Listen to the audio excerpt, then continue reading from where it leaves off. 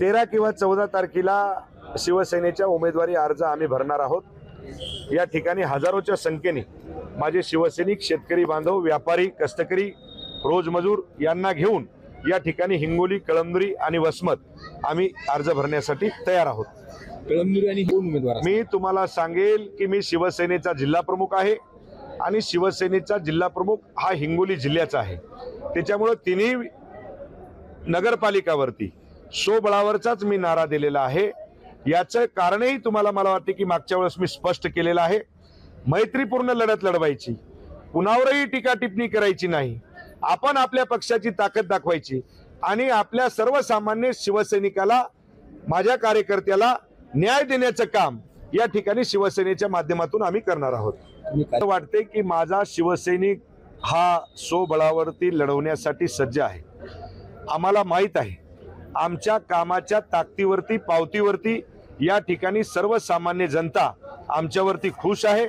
कळमनुरी असो, हिंगोली असो, वसमत असो, मी एक कळमनुरी विधानसभेपुरता आमदार नाही, मी या हिंगोली जिल्ह्याचा एक शिवसेनेचा जिल्हा प्रमुख म्हणून काम करतोय। गेल्या 20 वर्षापासून मी कार्यरत आहे आणि माझ्या सर्व मायबाप जनतेला माहित आहे की संतोष बांगरचं काम काय आहे।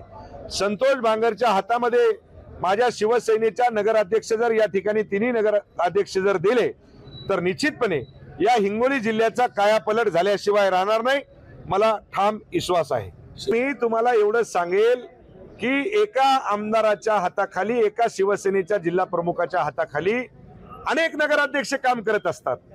आमदार मोठा का नगराध्यक्ष मोठा, पण तुम्हाला सांगतो की काही लोक इगो हात करतात आणि त्यांच्या पदरामध्ये ती निराशा निश्चितपणे जात असते। जर इगो केला नाही तर मला वाटते निवडणूक ही सोपी असते। राहिला विषय तुम्हाला सांगतो की तुम्ही काय जे बोलले आता भाषणात म्हणतात की अडवणूक होते, म्हणजे आता तुम्ही बघितलंय, उघड्या डोळ्याने आपण बघताय की माझी जी स्कॉटिंगची गाडी आहे, जे ठिकठिकाणी तुम्हाला सांगतो की आता तुम्हाला सगळ्यांना आवश्यकता सांगण्याची आवश्यकता नाही, पोलीसची गाडी काय काढणे, माझ्या घरावर तुम्हाला सांगतो, म्हणजे जसं काय हा संतोष बांगर एक गुंड प्रवृत्तीचाच माणूस आहे। काही आरोप टाकणे, माझ्या कार्यकर्त्याला नोटीस देणे, माझ्या कार्यकर्त्याला विनाकारण टॉर्चर करणे, हे काही नेते लोक करत आहेत। पण मला वाटते की 2 तारखेला या माझ्या हिंगोली जिल्ह्यातली जनता त्यांना त्यांची जागा दाखवल्याशिवाय राहणार नाही। मी जनतेला मला एवढंच सांगायचंय की तुम्हाला 24 घंटे उपलब्ध असणारा नगराध्यक्ष पाहिजेत का 24 घंटे दारू पिणारा आणि 24 घंटे जुगार खेळणारा नगराध्यक्ष पाहिजेत। या जनतेने ओळखून घ्यावं आणि त्या पद्धतीने मतदान करावं।